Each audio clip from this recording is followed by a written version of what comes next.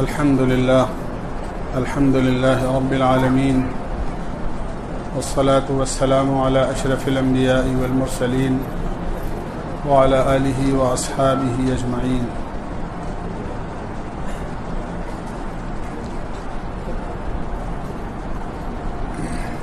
دوستو بزرگو،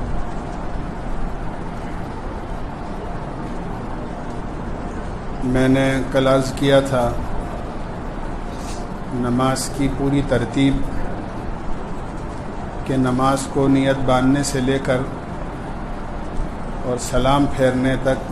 کس طرح ادا کرنا چاہیے.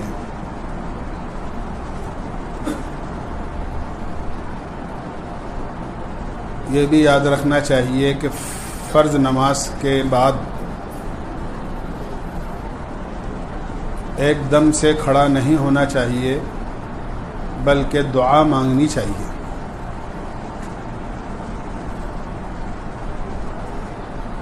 جن نمازوں کے بعد میں سنتیں وغیرہ نہیں پڑھی جاتی ہیں ان میں کچھ اذکار ہیں، اس کے بعد دعا مانگے، اور جن کے بعد سنن وغیرہ ہیں،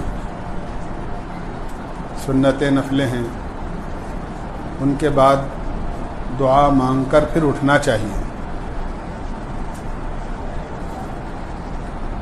اللہ کے نبی علیہ الصلاۃ والسلام سے مختلف دعائیں منقول ہیں، جیسا کہ حدیث میں آتا ہے کہ آپ سلام پھیرنے کے بعد اللہم انت السلام ومنک السلام تبارکت یا ذا الجلال والاکرام پڑھا کرتے تھے. اسی طرح اللہم اعنی علی ذکرک و شکرک و حسن عبادتک،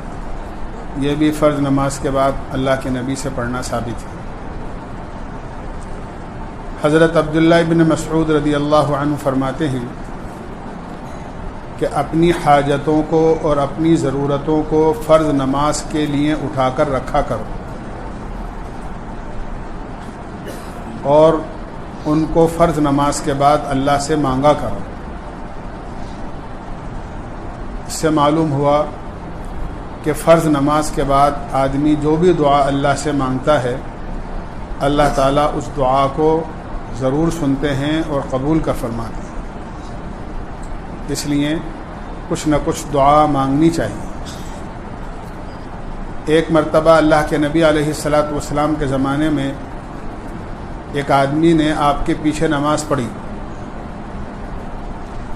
اور وہ آدمی سلام پھیرنے کے فوراً بعد کھڑا ہو گیا. حضرت عمر نے اس کو بٹھا دیا. اللہ کے نبی علیہ الصلاۃ والسلام نے بعد میں حضرت عمر سے فرمایا کہ عمر تم نے اچھا کیا، یعنی اس کو کھڑا نہیں ہونا چاہیے تھا اور کھڑے ہونے والے کو عمر نے بٹھایا تو آپ نے فرمایا تم نے اچھا کیا، اس کو بٹھا دیا. اس سے پتہ چلا کہ آدمی کو نماز کے بعد جلد بازی نہیں کرنی چاہیے بلکہ کچھ دعا مانگ کر پھر اٹھنا چاہیے، چاہے مختصر ہی کو نہ ہو. دوسری بات، یہ بات بھی یاد رکھیں کہ فرض نماز چونکہ جماعت سے پڑھی جاتی ہے اور جماعت سے ہی پڑھنا چاہیے. جو آدمی دو قسم کے لوگ ہوتے ہیں، ایک تو وہ لوگ ہوتے ہیں جو امام کے ساتھ شروع سے ہی نماز میں شریک ہوتے ہیں، وہ امام کے ساتھ اپنی نماز پوری کرتے ہیں. اور امام کے ساتھ شروع سے شریک ہونا اور خاص طور سے تکبیر اولیٰ کے ساتھ شامل ہونا یہ بہت بڑے ثواب اور اجر اور اللہ کے یہاں سے انعام کی بات ہے. چنانچہ روایت میں آتا ہے جو مسلمان 40 دن تکبیر اولیٰ کے ساتھ، یعنی امام جب پہلی تکبیر پڑھے کہے اسی کے ساتھ وہ بھی امام کے ساتھ نیت باندھ لے، یعنی 40 دن پانچوں نمازیں تکبیر اولیٰ کے ساتھ اہتمام کے ساتھ پڑھتا ہے، اللہ تعالیٰ اس کو 2 پروانے عطا فرماتے ہیں، ایک جہنم سے بری ہونے کا اور ایک نفاق سے بری ہونے کا، یعنی وہ آدمی نہ جہنم میں جائے گا نہ وہ آدمی منافق ہوگا۔ تو شروع سے امام کے ساتھ شامل ہونے والا ایک آدمی ہوتا ہے۔ بہرحال اگر پہلی رکعت میں بھی شامل ہو گیا تو یہ شروع سے شامل ہونے والا کہلائے گا، تو یہ امام کے ساتھ سلام پھیر دے گا۔ ایسے آدمی کو شریعت میں مدرک کہا جاتا ہے۔ مدرک کہتے ہیں پانے والے کو، اس نے امام کے ساتھ سے امام کی تکبیر تحریمہ سے لے کے سلام پھیرنے تک ساری چیزیں اس نے پالی ہیں۔ دوسرا وہ آدمی ہوتا ہے جو نماز میں ہوتے ہوئے بعد میں آ کر شامل ہوتا ہے۔ ایسے آدمی کو مسبوق کہتے ہیں۔ 1 رکعت نکل گئی، 2 رکعت نکل گئیں، 3 رکعت نکل گئیں، آدمی جو بعد میں شامل ہوتا ہے ایسے آدمی کو مسبوق کہتے ہیں۔ یاد رکھنا چاہیے کہ امام کے ساتھ میں جہاں بھی امام ہے، جس رکعت میں بھی آدمی اپنی وضو وغیرہ سے فارغ ہو کے اطمینان کے ساتھ امام جس رکعت میں بھی ہو اس رکعت میں آ کر آدمی کو شامل ہو جانا چاہیے۔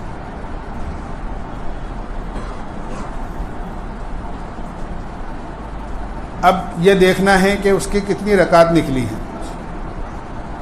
یاد رکھیں کسی بھی نماز کی اگر 1 رکعت نکلی ہے، بہت دھیان سے سمجھنے کی بات ہے، چونکہ یہ چیزیں وہ چیزیں عرض کر رہا ہوں جن سے ہمارا سابقہ روزانہ پڑتا ہے، تاکہ ہمیں یاد رہے۔ ہر نمازی کے لیے ان مسائل کا اور ان چیزوں کا جاننا ضروری ہے۔ میں کیا عرض کروں، آدمی اپنی ضروریات کی فراغت سے لے کے نماز سے فارغ ہونے تک 400 مسائل ایسے ہیں جس کا ہر مسلمان کو جاننا ضروری ہے۔ اس کے بغیر آدمی اپنی نماز ٹھیک نہیں پڑھ سکتا۔ بہرحال اگر 1 رکعت نکلی ہے کسی بھی نماز کی، فجر ہو، ظہر ہو، عصر ہو، مغرب ہو، عشاء ہو، ایسے آدمی کو امام کے ساتھ اپنی نماز پڑھتے رہنا چاہیے۔ امام صاحب جب سلام پھیریں گے تو یہ آدمی امام صاحب کے ساتھ سلام نہیں پھیرے گا۔ امام صاحب کے سلام پھیرنے کے بعد یہ آدمی کھڑا ہو جائے گا، اور کھڑا ہونے کے بعد اب یہ اپنی چھوٹی ہوئی رکعت کو اس طرح پڑھے گا کہ سب سے پہلے اللہ اکبر کہہ کے جب یہ کھڑا ہوگا امام کے سلام پھیرنے کے بعد تو یہ ثنا پڑھے گا، کیونکہ اس کی وہ رکعت چھوٹی ہے جس میں اس کو ثنا پڑھنی تھی۔ تو سب سے پہلے یہ ثنا پڑھے گا، سبحانک اللہم، پھر اعوذ بسم اللہ پڑھ کر سورہ فاتحہ پڑھے گا، جو بھی سورت اس کو پڑھنی ہو اس کے بعد وہ پڑھے گا، رکوع اور دونوں سجدے کر کے قاعدہ کر کے اور درود شریف اور دعا پڑھ کے سلام پھیر دے گا۔ اس کی یہ رکعت پوری ہو جائے گی، کسی بھی نماز کی 1 رکعت اگر چھوٹی ہے۔ اسی طرح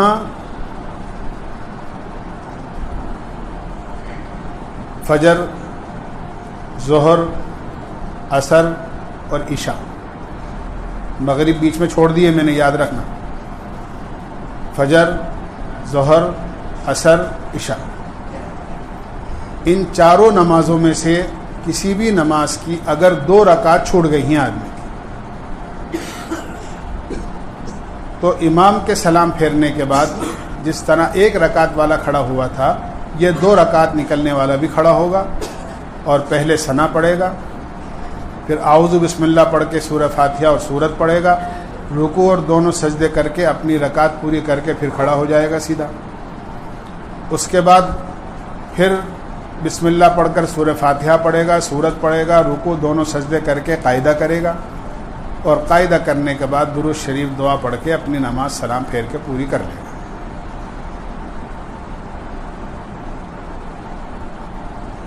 یہ وہ آدمی ہے جس کی 2 رکعت نکلی ہیں۔ اب رہا مسئلہ مغرب کی نماز کا، کہ مغرب کی نماز میں اگر کسی آدمی کی 2 رکعتیں نکلی ہیں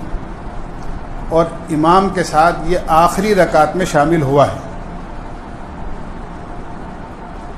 یا ظہر کی 30 چوتھی رکعت میں شامل ہوا ہے، ایک رکعت امام کے ساتھ ملی، یاد رکھتے رہنا، مغرب کی تیسری رکعت میں شامل ہوا آخری رکعت میں، اسی طرح ظہر کی، عصر کی، عشاء کی چوتھی رکعت میں شامل ہوا۔ ایسے آدمی کو امام کے سلام پھیرنے کے بعد کھڑے ہو جانا چاہیے اور کھڑے ہو کر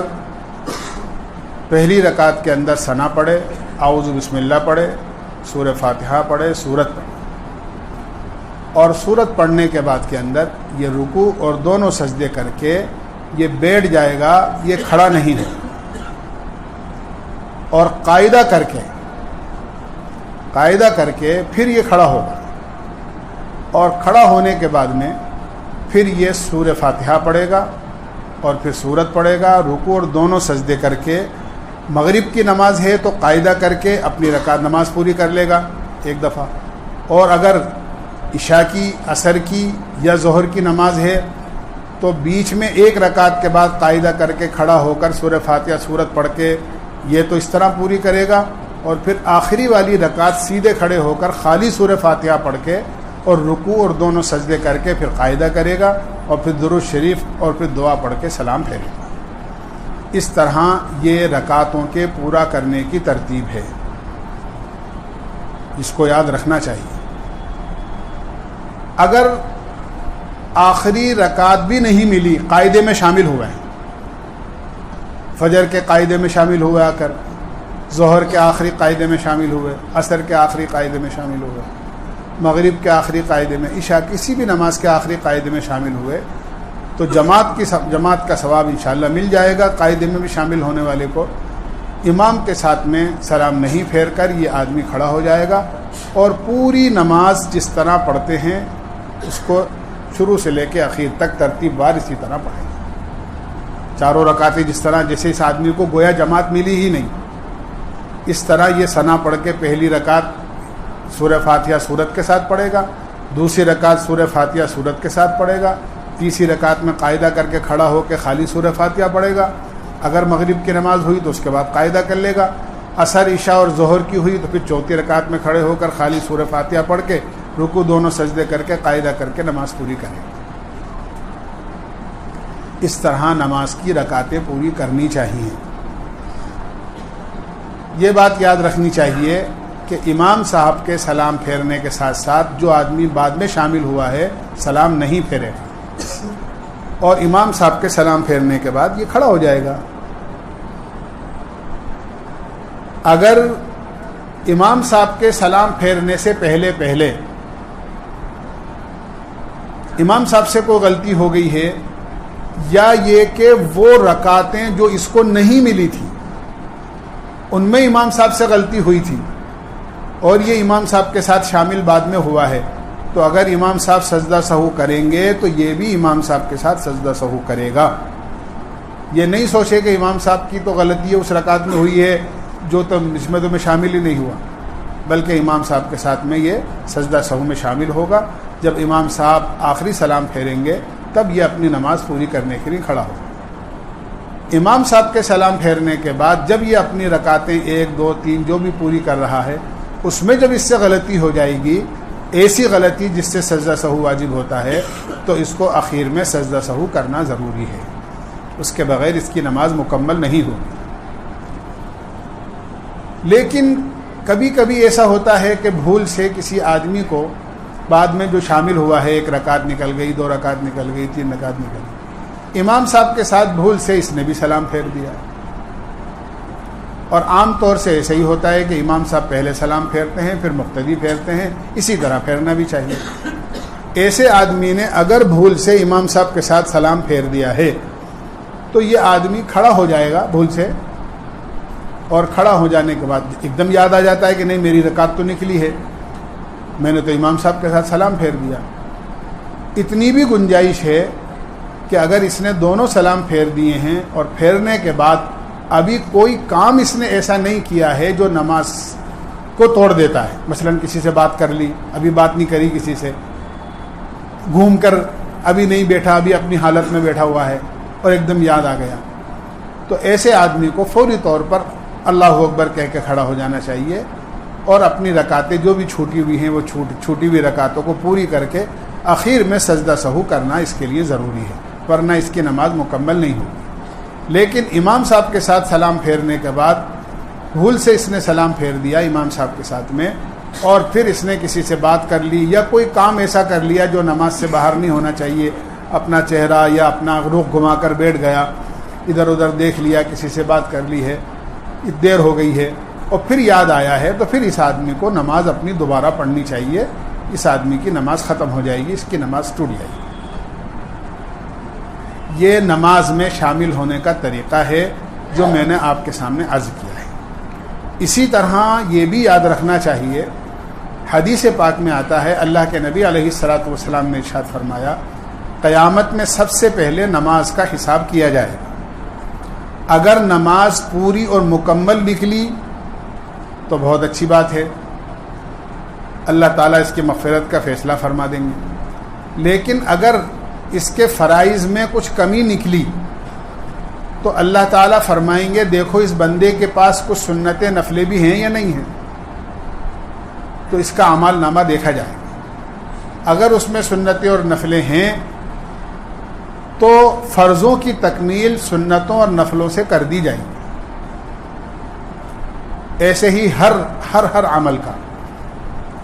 کہ اگر فرض روزوں میں کمی نکلی تو نفل روزوں سے اس کو تکمیل کی جائے گی اس کی، اگر فرض زکوٰۃ میں کوئی کمی نکلی تو نفلی صدقات سے اس کی تکمیل کی جائے گی، فرض حج میں کوئی کمی نکلی تو نفلی حج سے اس کی تکمیل کی جائے گی۔ بہرحال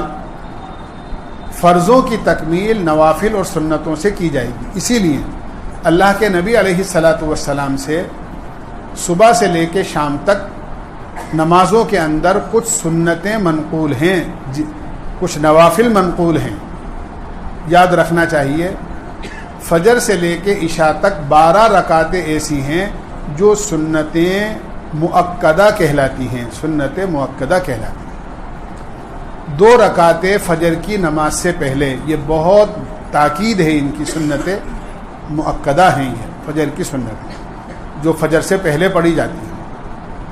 اس کے لیے علماء نے اتنی گنجائش رکھی ہے کہ اگر کسی عام نمازوں میں تو ایسا نہیں ہے، ظہر اثر اور عشاء کے اندر،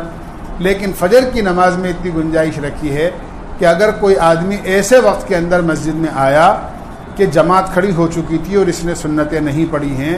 تو ایسے آدمی کو پیچھے کسی بھی کونے میں کھڑے ہو کر اپنی سنتیں جلدی سے پڑھ کر امام صاحب کے ساتھ فرضوں میں شامل ہو جانا چاہیے، اس لیے کہ یاد رکھیں فجر کی سنتیں فجر سے پہلے ہی پڑھی جاتی ہیں، اس کے بعد پھر کوئی گنجائش نہیں ہے اس کے پڑھنے کی۔ یہ بنیاد میں نے بتائی آپ کہ بہت سے لوگ پوچھتے ہیں صاحب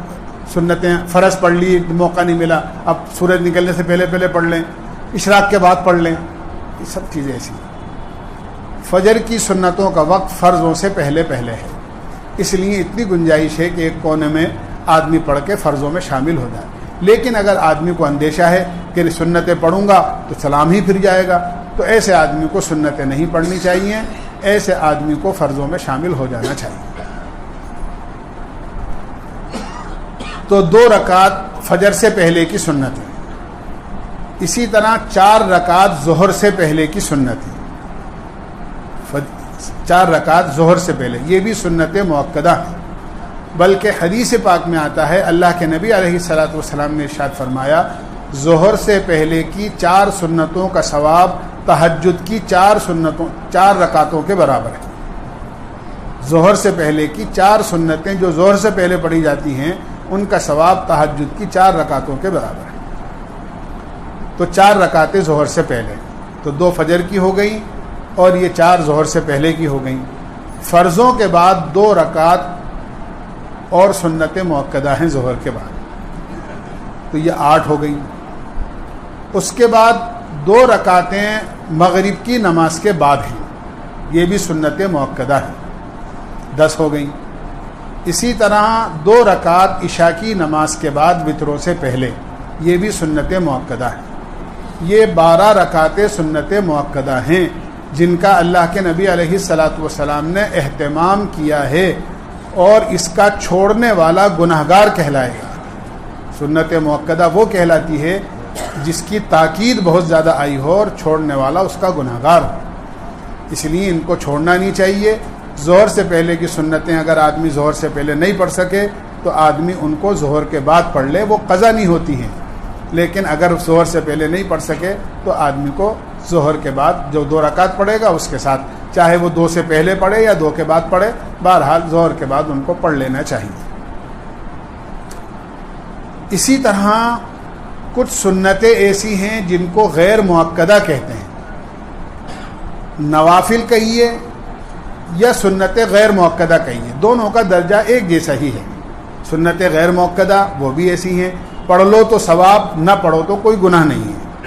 یہی چیز نفل کے بارے میں ہے، نفلیں پڑھ لیں گے تو ثواب ملے گا، نہیں پڑھیں گے تو کوئی گناہ نہیں ہے۔ تو سنت مؤکدہ اور نفلیں دونوں کا درجہ شریعت میں ایک ہی جیسا ہے۔ اب یہ یاد رکھنا چاہیے کہ ظہر کی سنتیں پڑھنے کے بعد میں 2 سنتیں 2 نفلیں پڑھنا چاہیے۔ اسی طرح عصر کی نماز سے پہلے 4 سنتیں غیر مؤکدہ ہیں، آدمی کو موقع ہو وقت ہو تو ضرور پڑھنا چاہیے، ثواب ہے اس کا بہت زیادہ۔ اسی طرح مغرب کی نماز کے بعد میں عام طور سے آدمی کو کم سے کم 2 سنتیں پڑھنے کے بعد میں 2 نفلیں تو ضرور پڑھ لینا چاہیے، اچھی بات ہے، ثواب ملے گا اس کو۔ اور اگر 2 کے بجائے 6 پڑھ لے تو یہ اوابین کی نماز ہو جائے گی۔ اور اللہ کے نبی علیہ الصلاۃ والسلام نے ارشاد فرمایا،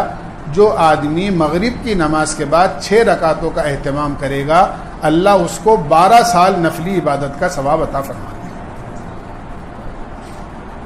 اسی طرح عشاء کی نماز سے پہلے 4 سنتیں غیر مؤکدہ ہیں،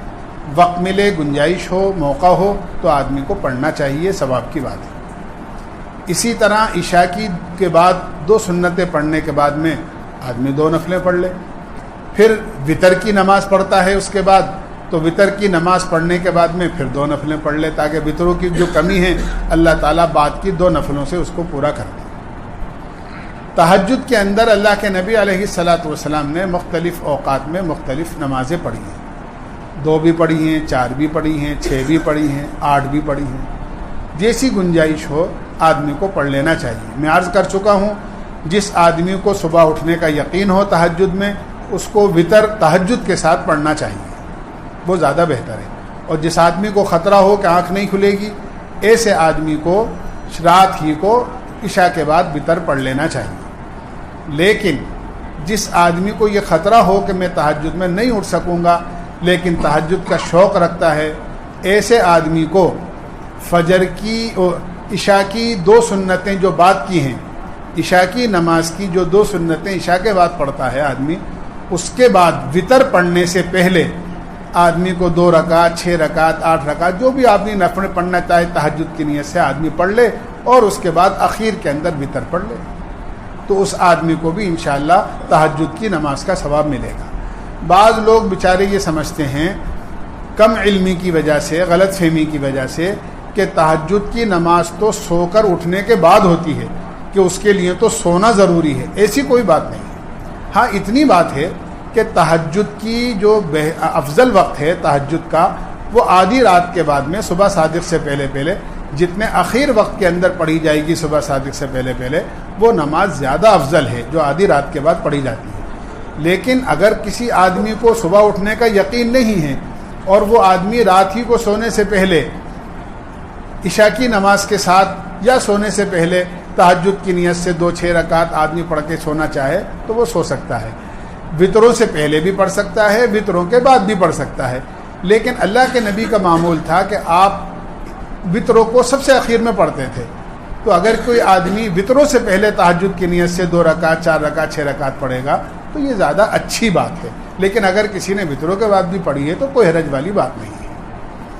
یہ سنن اور نوافل کی باتیں ہیں جو نماز میں آدمی کے پڑھی جاتی ہیں۔ سنت مؤکدہ کا خوب اہتمام رکھنا چاہیے، اور سنت غیر مؤکدہ اور نوافل کا موقع ہو تو آدمی کو پڑھنا چاہیے۔ انشاءاللہ انہی نمازوں سے آخرت میں اور قیامت میں ہمارے فرضوں کی تکمیل ہوگی۔ اللہ ہمیں عمل کی توفیق نصیب فرمائے۔ سبحان اللہ بحمدہ، سبحانک اللہم وبحمدک، ونشہد ان لا الہ الا انت، نستغفرک۔